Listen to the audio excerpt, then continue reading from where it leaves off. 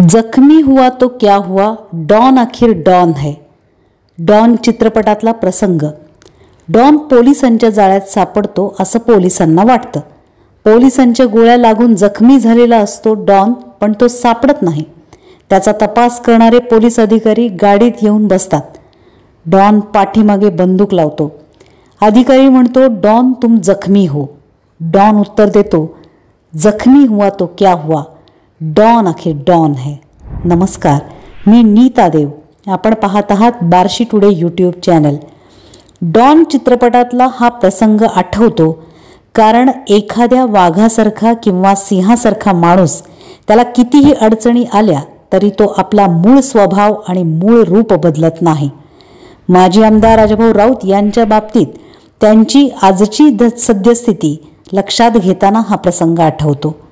राजाभाऊ राऊत पराभूत झाले असले तरी ते बार्शी तालुक्याच्या राजकारणातले डॉनच आहेत।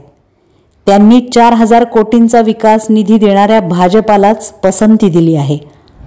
धनुष्यबाण चिन्ह होतं आणि शिवसेना पक्ष होता तो फक्त विधानसभा निवडणुकीपुरताच। पण मुख्यमंत्री देवेंद्र फडणवीस यांच्यावर राजाभाऊ राऊत यांची निष्ठा कायमच राहणार आहे। आता उत्सुकता आहे निवडणुकांची आणि विधान परिषदेच्या उमेदवारीची। आपण पाहत आहात बार्शी टुडे यूट्यूब चॅनल। देशात सर्वात मोठा सत्ताधारी पक्ष असलेला भारतीय जनता पार्टीने सदस्य नोंदणी अभियान सुरू केले असून बार्शी तालुक्यात या अभियानाची जबाबदारी माजी आमदार राजाभाऊ राऊत यांचे बंधू व बाजार समितीचे प्रशासक विजय नाना राऊत, बाजार समितीचे माजी सभापती रणवीर राऊत यांच्याकडे सोपवण्यात आलेली आहे। अर्थातच सर्व राऊत समर्थक या अभियानात सक्रियपणे उतरणार हे नक्की। या सदस्य नोंदणी अभियानाच्या निमित्ताने राऊत समर्थकांची सक्रियता अनेक गोष्टींबाबत निर्णायक भूमिका सांगणारी आहे। कारण नुकत्याच झालेल्या विधानसभा निवडणुकीत राऊत यांनी एकनाथ शिंदे प्रणित शिवसेनेच्या धनुष्यबाण चिन्हावर निवडणूक लढवली होती। शिवसेना आणि भाजप यांच्यामध्ये झालेली मोठी राजकीय तडजोड म्हणजे राऊत यांची उमेदवारी होती।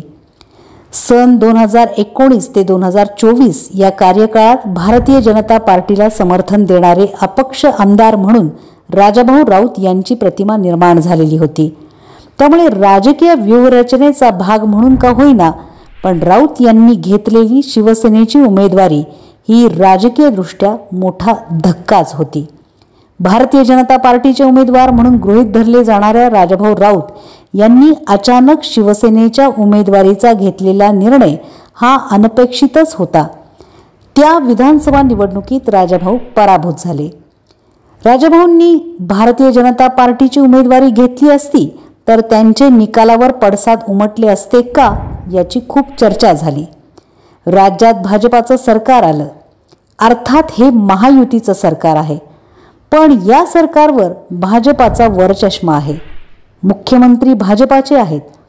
त्यातच मुख्यमंत्री झालेले देवेंद्र फडणवीस हे राजाभाऊ राऊत यांचे राजकीय गॉडफादर मानले जातात। राजाभाऊंनी भाजपात प्रवेश केल्यापासून त्यांना मुख्यमंत्री देवेंद्र फडणवीस यांचा वरदहस्त लाभलेला आहे।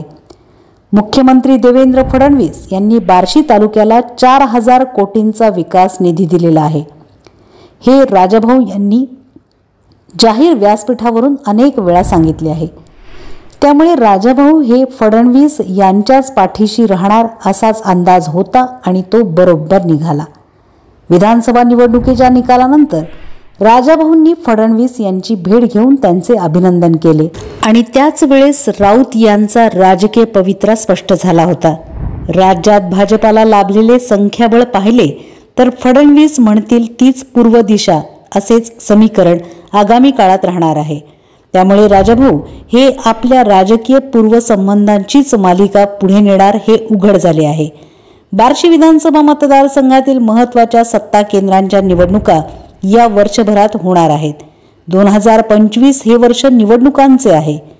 मिनी विधानसभा मानले जाणाऱ्या महत्त्वाच्या निवडणुकांना राजाभाऊ यांना सामोरे जायचं आहे। त्यामुळे राजाभाऊ यांनी भाजपाचे सदस्य नोंदणी अभियान गांभीर्यानेच घेतलेले आहे।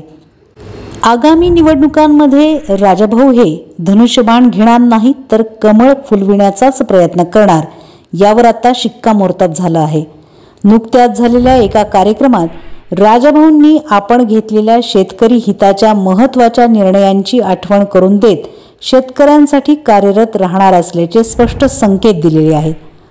30 वर्षाच्या राजकारणात 4 वेळा विधानसभा निवडणुकीत पराभूत झालेल्या राऊत यांना हार जीत नवीन नाही। त्यांना जनता संघर्ष यात्री म्हणते, त्यामुळे राजकीय संघर्ष त्यांना नवा नाही। आता आगामी काळातल्या निवडणुकांमध्येही ते कशा पद्धतीने कमबॅक करतात याकडे तालुक्याचे लक्ष आहे। या आणि अशाच राजकीय बातम्यांसाठी पाहत रहा फक्त बार्शी टुडे यूट्यूब चॅनल।